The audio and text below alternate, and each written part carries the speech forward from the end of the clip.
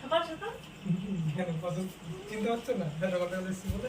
তুমি তো সকাল সকাল বাড়িতে আসো না, তাদের সাথে বললাম।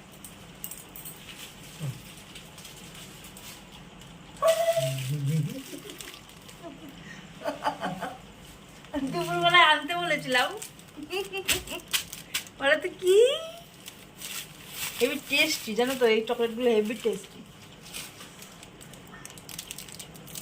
ভাত খাওয়ার আগে একটু খেয়ে নি,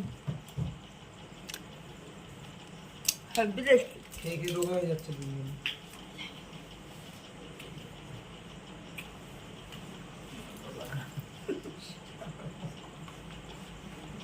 আরে 80 টাকা হয়ে যাবে। দেখো তো কাজ। আমার কাছে কত? পাবো না।